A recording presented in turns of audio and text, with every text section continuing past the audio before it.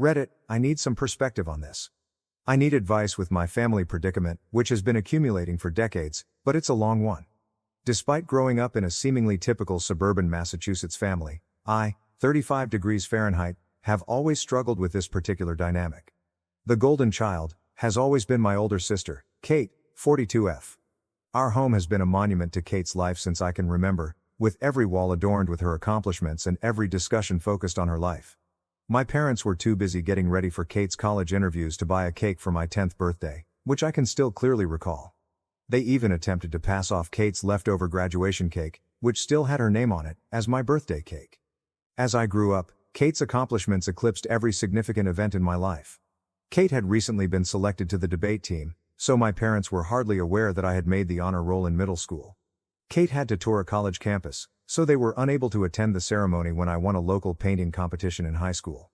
Knowing that expressing my accomplishments would only elicit a brief, "That's nice, dear," before the topic of Kate was brought up again, I learned to celebrate them in private, in my room. Even our possessions revealed the priorities of our family. The newest technology, stylish clothing, and everything Kate needed for her many extracurricular activities were always in her room. In contrast, my room was filled with hand-me-downs. When I expressed interest in taking music lessons, I had to make do with Kate's abandoned violin, her old clothes, and her old school supplies. I had trouble playing the violin since it was too large for me. We already spent so much on Kate's piano lessons this year, my mother responded in response to my request for a suitably sized one. All the way through high school, the trend persisted. I was forced to use borrowed library books to study while Kate received private instruction for her SATs. My parents took out a loan for her to buy a car for college. They advised me to take the bus when I needed assistance getting about. Kate's needs and desires were at the center of every financial choice, family discussion, and holiday preparation. It was really difficult in college. With the full backing of our parents, Kate had earned her degree from a renowned university. They could only agree to pay half of the tuition at a public school when it was my turn. They clarified, "We're still paying off Kate's student loans. You'll need to figure out the rest on your own." In order to make ends meet, I worked 2 part-time jobs while I was a student, frequently dozing off over my textbooks. Kate, in the meantime, was beginning her career at a position our parents had helped her land through their contacts.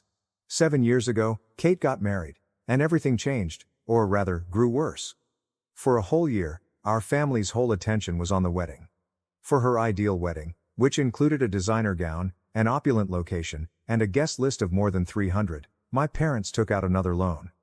Despite their concerns about the payments, I recall hearing them in the kitchen one evening and their insistence that nothing was too good for Kate's special day. Was there ever any question that she was her maid of honor? I was supposed to coordinate bridal showers, plan a lavish bachelorette party, and manage any minor emergencies that arose. My mother told me, "Don't be selfish, Elizabeth. This is your sister's special time," when I expressed how stressed I was with juggling these obligations while working a full-time job. The twins followed. Our parents were ecstatic when Kate revealed she was expecting twins. Even though they were still repaying the wedding loan, they contributed to the down payment on a home close to them. I witnessed them spend their retirement money, which they claimed they couldn't access when I needed assistance with college, on the day they signed those documents. However, they claimed that this was different. "This is for our grandchildren." Who was the default babysitter, you ask? Yes, I do. It started out as sporadic babysitting. The request, "Elizabeth, could you watch the boys for a few hours?" became a weekly ritual, which was later extended to evenings whenever they had appointments. My parents were in favor of this arrangement, stating, "This is what family does." Kate and her husband Jack, 43 million, assumed that I would always be there to assist them whenever I attempted to object. Even while I adore them, the twins, who are now active 7-year-olds, are draining. The routine is the same every weekend. Kate unexpectedly drops them off at my place, usually with a pretext that she needs me time, or has essential errands to run. The lads run amok, transforming my tiny apartment into a catastrophe. Kate starts crying about how overwhelmed she is when I try to set limits or ask for advance warning, and my parents criticize me for not being supportive. I put in a lot of overtime to establish myself in the marketing industry. I recently received a promotion offer that would involve greater hours and more travel. My mother remarked, "But what about the twins? Your sister needs you here." Kate added, "You can't take that job, Elizabeth. Who will help me with the boys?" When I brought up this topic during a family dinner in the hopes of receiving some congratulations. It seems as though my time, profession, and life are completely irrelevant. My father adds, family should come first, Elizabeth. My mother always responds, your sister has 2 children to look after. You don't know what tired really means. When I tried to explain how overwhelming it all is, Kate accused me of being envious of her life and her kids. She replied, you're just bitter because you're still single, as though my marital status were the only factor that determines my value as a person. After a particularly demanding weekend with the twins, I made the decision to finally treat myself to a beach vacation last month. They had successfully damaged my laptop and left permanent markings on my couch. I knew I needed a vacation. I discovered a small, unpretentious resort in Florida that was ideal for a tranquil retreat. My mother's eyes glowed when I brought it up during our weekly family supper. Oh, that's perfect. We should all go together. The twins would love the beach. Before I could protest, Kate had already begun organizing events. She stated, you can take the boys swimming while Jack and I have some alone time, as though my trip would naturally turn into a time for them to be looked after. In exchange for my assistance with the twins, of course, my parents even offered to upgrade my reservation to a superior resort where they would all stay. Totally disregarding the fact that this was meant to be my vacation, they began organizing activities and outings centered around what the twins would like. I made a choice that would alter everything while I was lying in bed that night. I reserved a separate resort on a quiet little island. I kept the change in plans a secret from everyone.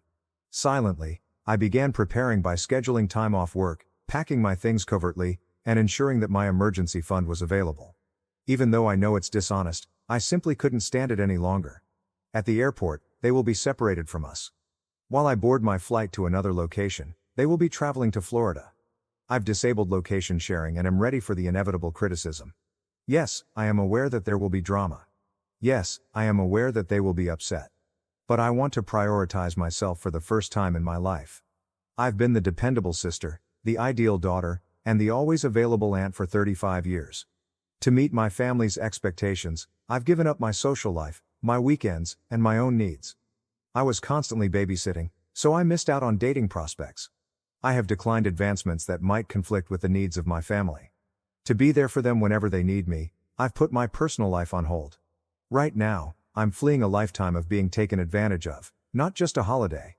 I intend to utilize this as a turning point to set clear limits with my family and perhaps even take a complete vacation from them. I'm sick of always making sacrifices, being the family's pillar of support, and being the dependable fallback option. Reddit, what should I do? Am I exaggerating? Is it appropriate for me to want something else for myself, or should I merely follow their plans and accept my place in the family? First update, I appreciate all of your help and guidance. Since my last post, a lot has transpired, and I want to explain how it all turned out. Although everything went according to plan, the day at the airport was more emotionally fraught than I had anticipated. I purposefully chose a different check-in station that was far from where my family would be when I arrived early. I watched everyone come through the glass walls of the terminal, Jack checking their booking details, my parents looking excited, Kate handling the twins, and Kate hauling baggage. I silently went through security for my own flight as soon as they started to head to their check-in counter. As soon as they realized I wasn't at their gate, my phone began to buzz. The bewildered text first appeared. Where are you? Gate B12 is where we are. Then the anxious ones. How are you, Elizabeth? Has something taken place? And lastly, the irate ones. How could you treat us like this? The guys are in tears. Before I boarded my aircraft, I switched off my phone. I experienced a peculiar fusion of liberation and remorse for the first time in years. I had lived with that guilt for the majority of my life. However, freedom? It was exhilarating, and it was new.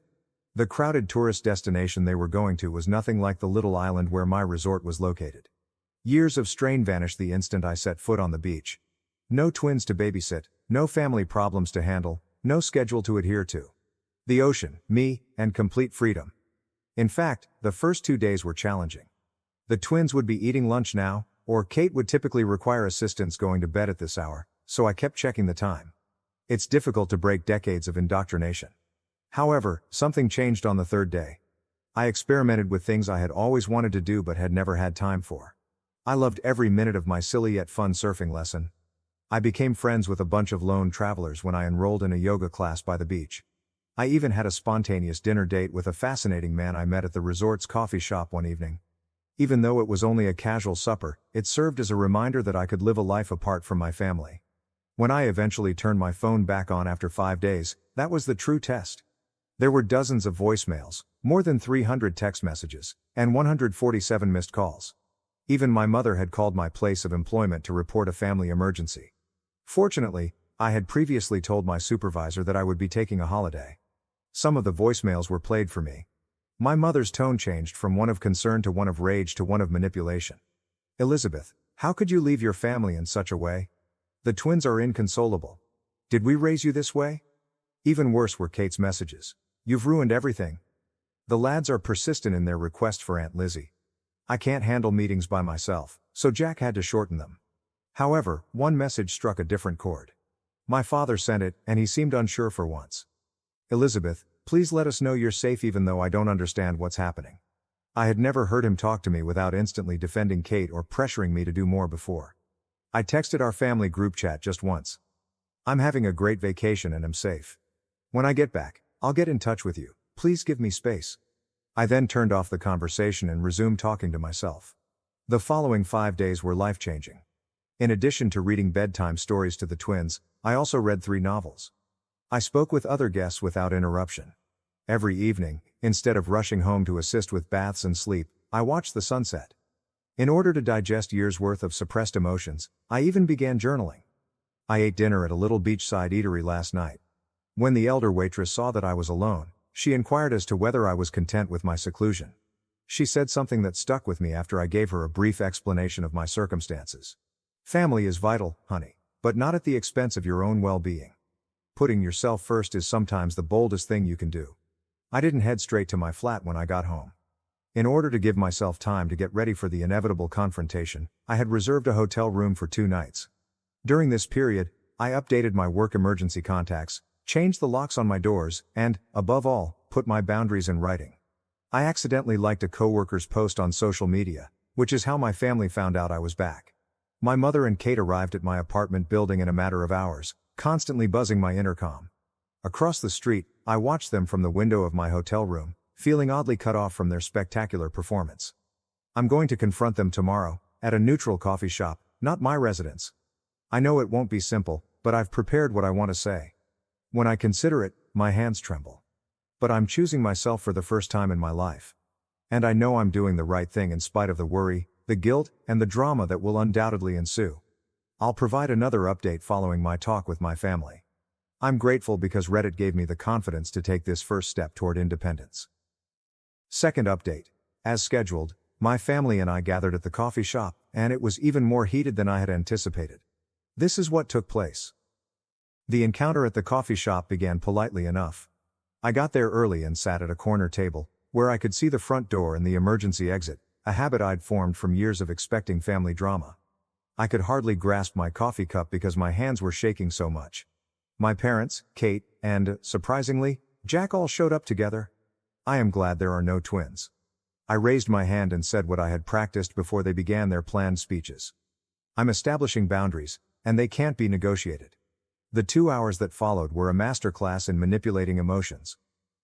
Kate started crying as she described how my absence had traumatized the twins. My mom attempted to instill guilt, following all that we have done for you. Unexpectedly, Jack tried to mediate by offering a compromise in which I would only see the kids every other weekend. For the most part, my dad sat quietly and uneasy. Kate's statement, "You're being selfish. Family means sacrifice," was the pivotal moment. Something broke inside of me. Clearly but calmly, I responded, "Yes, family means sacrifice, but it's supposed to go both ways. When was the last time any of you sacrificed anything for me?" The ensuing hush was deafening. I revealed everything for the first time: the years of being Kate's second best friend, the unfair financial treatment, and the ongoing belief that my life and time were not as valuable as theirs. I then showed them my calendar for the previous year, with every weekend designated for babysitting and every holiday tailored to their requirements. Attempting to interrupt, my mother said, "But that's what aunts do." I responded by saying something I had never before dared to say. "No, that's what paid babysitters do. And Kate, if you need this much help, maybe it's time to consider hiring one." From there, the discussion took a different turn. My mother followed Kate as she rushed out. Remarkably sorry, Jack remained and acknowledged that they had exploited my availability. After remaining silent for a while, my father said, "We never meant to make you feel this way. It was something, but it wasn't an apology." I carried out my strategy when they departed. I relocated to a different area of the city and got a new apartment. Although it's smaller than my previous residence, it's in a safe building with a doorman who has been informed of my predicament. Only my workplace and a select group of close pals now have my updated phone number. Rebuilding my life from scratch was the most difficult aspect, not the relocation or the planning. I had no true hobbies and few close acquaintances because I had spent years being there for my family. I began modestly. I enrolled in pottery lessons, joined a local reading club, and accepted dinner invitations from coworkers that I had previously consistently declined. It was a weird first weekend of real freedom. I did things that were previously unthinkable, including staying up late, going to a farmer's market, and spending hours perusing a bookshop. Kate didn't text me urgently. Mom doesn't make guilt-tripping calls. No requests for last-minute babysitting. My family's response to my relocation was harsh but expected. When my mother attempted to contact me via the company switchboard, they learned that my new job does not allow personal calls during business hours. On one occasion, Kate even visited my office, but security was alerted beforehand. She wrote a tearful letter accusing me of destroying our family.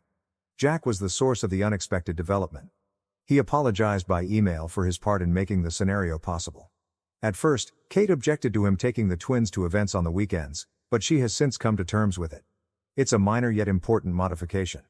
My folks are having a hard time adjusting.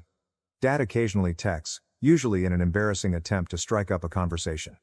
Mom fluctuates between angry outbursts and icy quiet. She left a voicemail last week stating, "When you're done with this rebellion, we'll welcome you back." This isn't a phase, and she doesn't get it. My new reality is this. Without regular family interruptions, work has significantly improved. I'm more productive and focused. After noticing the shift, my supervisor assigned me to oversee a significant new project. For the first time in years, I'm also dating casually, but I'm taking it slow. Internally, there has been the biggest shift. I no longer have the ongoing background anxiety that I had for years. I've started exercising frequently, improved my diet, and slept better. According to my therapist, yes, I have finally begun therapy. I am beginning to recuperate from what she refers to as chronic family stress syndrome. The twins sent me a gift last weekend that included handcrafted notes expressing how much they miss me. Even though it was bittersweet, I remained resolute. I carefully wrote them back to let them know that, although I love them, I need some time to look after myself. I had to write it even though Kate is unlikely to read it to them. "There's a lightness about you now. You look years younger," observed an old acquaintance of mine when I ran into her yesterday. She is correct. I feel lighter in spite of the angry texts, the efforts at emotional manipulation, and the guilt that still surfaced. More liberated. Family love shouldn't feel like a prison sentence, I'm discovering. Respect for personal space, acknowledgement of one's own needs, and reciprocal assistance, rather than only one-sided sacrifice, are all components of true love. My new flat will be 1 month old next week. This is the first time I've ever dared to throw a tiny housewarming celebration. Only a few buddies from pottery class, book club, and work. No expectations, no drama, no family, just individuals who embrace me for who I am. I'll provide another update soon. I'm grateful to Reddit for giving me the confidence to make a life shift. Update 3. Completed update. It has been a life-changing 3 months, and I want to describe how it has all come together. The confrontation I had been dreading and anticipating arrived last week. My father unexpectedly came up to my place of employment. His method was distinct from Kate's emotional manipulations or my mother's prior frenzied attempts. When he asked if we could have lunch together, he was composed, even resigned. We got together at a peaceful eatery close to my workplace. For the first time in my life, he truly saw me as his daughter, not as Kate's sister or the family's fallback option. He remarked, "You look healthy," in a startled tone. Happier. The fact that he hadn't seen my discontent for years weighed heavily on the observation that lingered between us. The family had presented him with a proposal. They were prepared to make concessions. If I agreed to take back my place in the family, I could have every other weekend off. He went on to say, they'd even pay for my time with the twins, as though making money off of the commitment would make it more alluring. They still didn't understand, I realized as I looked at him across the table. They did not view my independence as a basic right, but rather as a negotiating chip. "Dad," I replied, "I'm not negotiating my freedom. I'm living it." The conversation that ensued was the most candid one I have ever had with my father. I described how their incessant focus on Kate had impacted me emotionally as much as practically. I told him about memories he had forgotten or had never noticed, dreams disregarded, accomplishments overlooked, and birthdays neglected. His reaction was surprising. He sat for a long time in quiet, not making the normal defense of their decisions. At last, he stated, "We thought we were doing what was best for the family. We never saw how much we were hurting you." Although that wasn't quite an apology, it was the first time I had ever been acknowledged. When he inquired about my new life, that was the true turning point. He paid attention for the first time as I discussed my pottery lessons, my job advancement, and the new acquaintances I had made. Even though it was not flawless, I showed him pictures of a vase I had built. I was shocked by what he said next. "You seem to have built a good life for yourself without us." Both the recognition and the grief in his voice were genuine. We agreed at the end of lunch that nothing would ever be the same again. He gave me my first sincere embrace in years as he bid farewell. "I hope someday we can be part of your life again, but on different terms." That exchange appeared to set off a final round of family strife. After learning of our lunch, my mother began a fresh round of emotional attacks. She has been informing family members that I need an intervention because I'm having a breakdown. Kate has been making passive-aggressive remarks about selfish sisters and broken families on social media because she feels deceived by our father's approval of my decisions. The difference is that none of it has the same impact on me as it formerly did. I've gained a viewpoint from my new life that I didn't have previously. Their actions, in my opinion, are an attempt to keep control over someone who has finally gained their freedom. My new flat seems like home now. My attempts at pottery and pictures of my chosen family, friends who value my independence and respect boundaries, adorn the walls. I've begun teaching my less experienced coworkers at work, ending the vicious loop of toxic support that has long ensnared me. My connection with time has changed the most. I get to spend the weekends any way I want. I've started learning Spanish, joined a local hiking group, and even started dating someone who respects and values my limits. I'm creating a life for the first time that is true to who I am rather than what my family demands of me. The twins sent me a homemade card last Sunday, which was obviously written under supervision. It was filled with regrettable statements about how much they miss their aunt. This would have previously led me into a downward spiral of uncertainty and remorse. Rather, I responded with a tender yet strong letter, stating that although I may not be as involved in their everyday life, my love for them hasn't changed, and that sometimes grown-ups need to look for themselves. According to my therapist, I am exhibiting what she refers to as post-traumatic growth, not merely moving past the past but creating something more robust and wholesome in its stead. She has assisted me in realizing that I am not responsible for resolving the dysfunction in my family. Yesterday was the most recent development. Jack, Kate's husband, contacted me to let me know that my stance has caused changes in their home, not to place blame on me. They've finally recruited part-time help to help with the twins, and he's become a more involved parent. Jack believes it's better for everyone, but Kate is having trouble adjusting. I'm sitting in my home office getting ready for a business trip next week as I write this last update, something I could never have done in my previous life. A frame quotation that speaks to my path is on the wall behind my desk. Sometimes the bravest thing you can do is set yourself free. I want to express my gratitude to everyone who supported me and followed my tale. You gave me the confidence to make my own decisions.